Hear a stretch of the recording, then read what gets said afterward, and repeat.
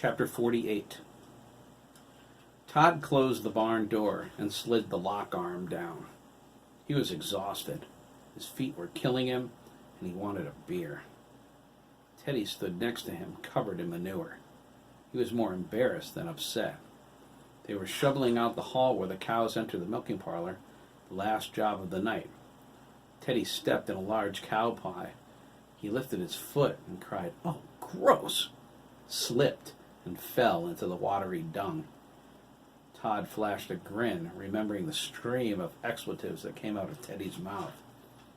"You've got some vocabulary for a cop's kid," Todd remarked.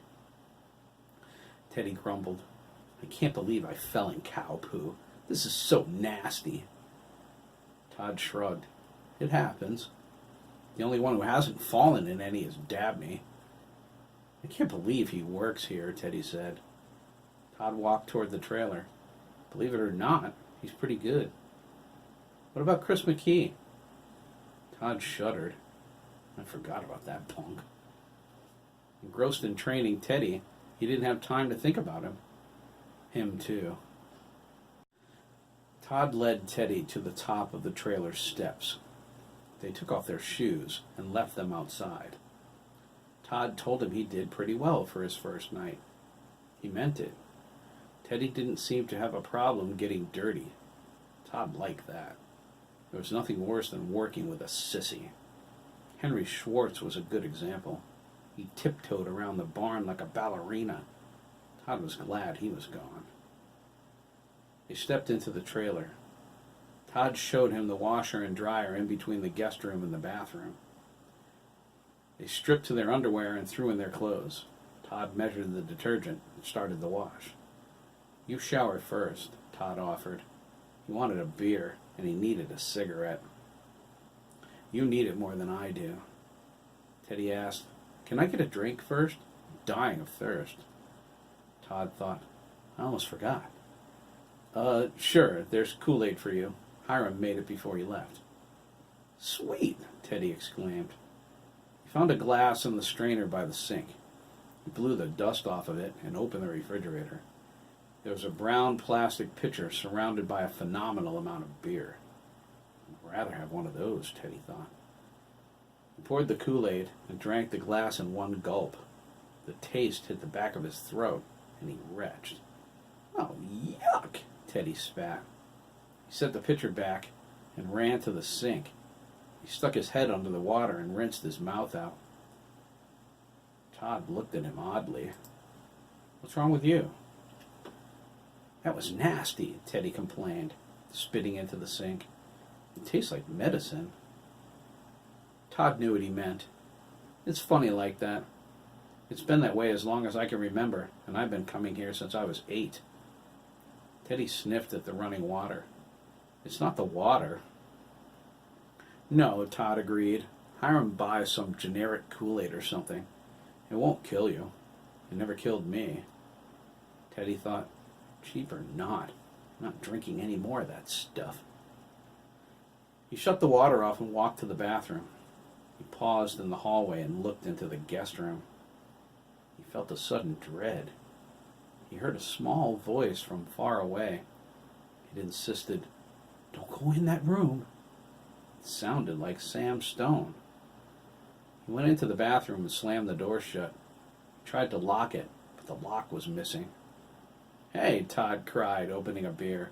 "Easy on the door, Bigelow." Teddy ignored him. He stared in the mirror. A clammy sweat beaded around his nose and on his forehead. His heart raced. His head swam. His vision doubled and returned to normal. He felt puffy, like he was filled up with helium.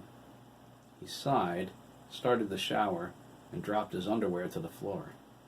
He climbed in and stood under the water, struggling to keep his balance. He barely finished washing up before his vision went black. Teddy dropped to the floor of the tub with a smack. Todd heard the noise and ran into the bathroom. He found Teddy unconscious.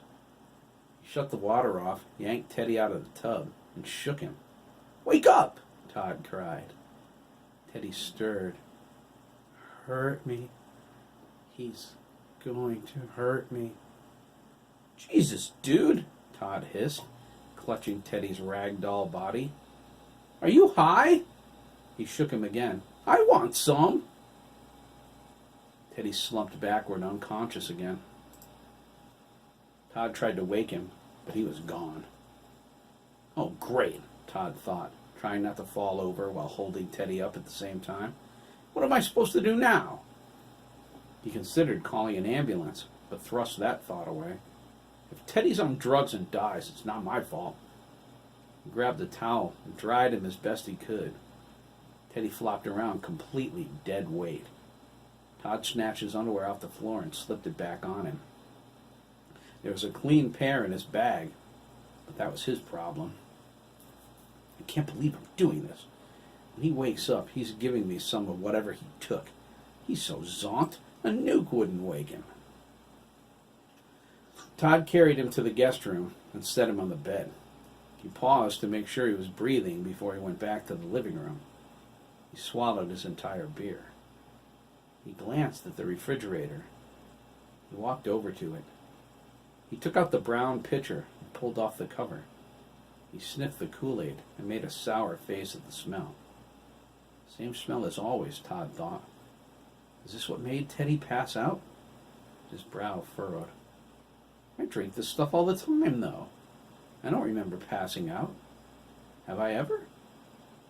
Todd put the pitcher back. He closed the door and went over to the couch with another beer. He opened it and took a large swallow. Something weird is going on, he thought. The cold he felt inside was accompanied by a gnawing need to get to the bottom of this. His mind raced with 100 memories that never mattered until now. His eyes narrowed, his thoughts falling into a disturbing pattern. When Hiram walks through that door, Todd thought, he'd better have some answers. I'm going to kick the living crap out of him.